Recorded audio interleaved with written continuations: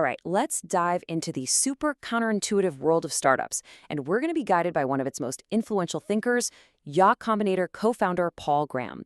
So if you think you know what it takes to build something truly great, get ready to unlearn a few things. So this quote right here, it's a total paradox, but it's really at the heart of all true innovation. See, we're all trained to look for good ideas, but Paul Graham argues that the best ones, the ones that literally change the world, they almost always start out looking like pretty bad ideas. Let's dig into why that is. So, first up, we're talking about these unwritten rules. The path to creating something new and exciting isn't about following some checklist you got in business school. No, it's about breaking the established rules and, more importantly, understanding the real rules that drive innovation, the ones that often fly right in the face of what everyone else thinks. And that brings us right to our first big concept. Why do great ideas so often look, well, bad? You know, we all have this image of innovation as this perfect aha moment, this flash of obvious brilliance. But Paul Graham says that's a really dangerous myth. The truth is, revolutionary ideas usually look a little unappealing, maybe a bit strange, or even completely pointless when you first see them. Okay, so this difference in mindset is just crucial. Take a look. On the left, you've got the conventional checklist, right? A huge market, a perfect business plan, an idea that sounds impressive. But on the right is what actually signals potential. It's not about a huge market on day one. It's about solving a real painful problem for just a small group of people. It's not about the plan. It's about the founder's deep, almost obsessive knowledge. And here's the kicker. The best ideas are often dismissed as toys because they just don't look serious enough, at least not yet. And this really gets to the heart of it. The goal isn't to be different just for the sake of being different. I mean, most bad ideas are just bad. The right kind of crazy is an idea that, even though it sounds strange, feels exciting. It's full of possibilities, and it just makes you go, huh, what if? That's the feeling you're chasing.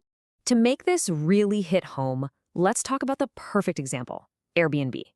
I mean, today, it's a global giant. But when it started, the idea of strangers sleeping on air mattresses in your living room seemed absolutely absurd, kind of unsafe, and just weird. Even Paul Graham himself admits that YCombinator first thought it was a terrible idea. So why in the world did they fund it? And the answer to that question, well, it brings us to our next critical principle. Bet on people, not ideas. When an idea seems bad, you have to stop looking at the plan and start looking at the people behind it. The whole YCombinator playbook is built on this foundation. Great founders can pivot a mediocre idea and make it amazing, but mediocre founders will sink even the best idea out there.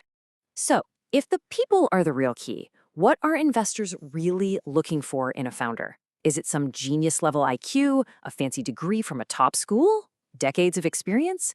What do you think is the single most important quality?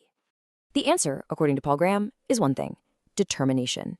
And he is so clear about this. It's not intelligence, it's not experience, it's determination. He says intelligence is actually pretty common, but that relentless, stubborn will to just keep pushing through rejection and failure and all the obstacles, that is incredibly rare, and that is the #1 predictor of success. But okay, how do you actually spot determination? It's not like it's on a resume, right? Well, you look for a specific set of other traits. Are the founders earnest and full of energy? Are they independent-minded enough to ignore all the people telling them they're crazy? Are they ambitious? And maybe most important of all, do they have this deep, almost obsessive understanding of their users and what they need? And boom, this brings us right back to the Airbnb story. YC funded them because the founders, Brian Chesky and Joe Gebbia, were the living embodiment of these traits. The idea seemed shaky, but the people were clearly unstoppable. YC bet on their character and, well, that bet paid off in a massive way. So the takeaway here is you invest in people who can survive a bad idea long enough to figure out how to turn it into a great one. All right, this leads us to our next huge unlearning moment, the power of unscalable. I mean, every business class out there preaches scalability, right? How will this scale? But Paul Graham argues that to get really big, you have to start by doing things that feel really small and completely, totally unscalable. So what does that actually mean, doing things that don't scale? It's all about fighting for your first 100 users with pure brute force. It's that intense, hands-on, manual work you have to do to create an incredible experience for your earliest customers. You're literally doing things that are totally unsustainable in the long run, all just to make a handful of people fall deeply in love with what you're building. And this unscalable method creates this incredibly powerful feedback loop. You start by recruiting your first users by hand. No ads, no big marketing campaigns. Then, instead of just sending out surveys, you actually talk to them, have real conversations. You go beyond just solving their problem to truly delighting them. This isn't just customer service. This is how you do product development. That super deep engagement is exactly how you figure out what to build next. And you guessed it, Airbnb is the absolute poster child for this. When their listings in New York weren't getting booked because the photos were just awful, what did the founders do? They flew to New York, rented a camera, and went door to door, taking professional pictures of their hosts' apartments themselves.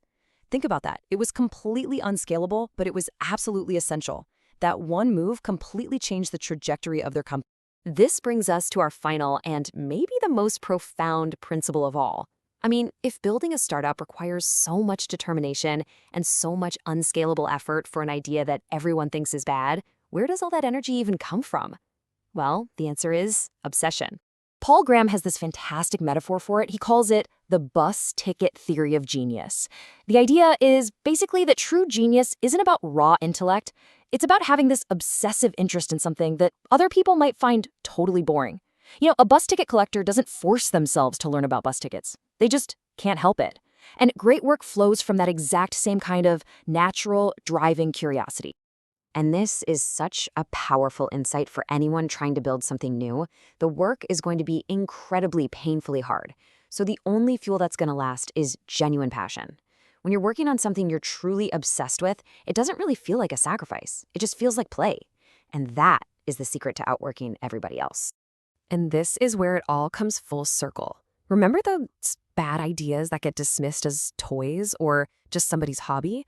Well, those are often the very things that people are genuinely obsessed with. Get this. YCombinator itself, the engine of Silicon Valley, was initially seen as this weird little side project, a toy for funding students over the summer. The biggest innovations often have the humblest, most playful beginnings. So, as we wrap this up, I'll leave you with this question, straight from the Paul Graham Playbook. What's the weird hobby, the niche interest, the toy idea that you just can't stop thinking about? Because that little obsession might just be the right kind of crazy that the world is waiting for. Now go unlearn what you thought you knew.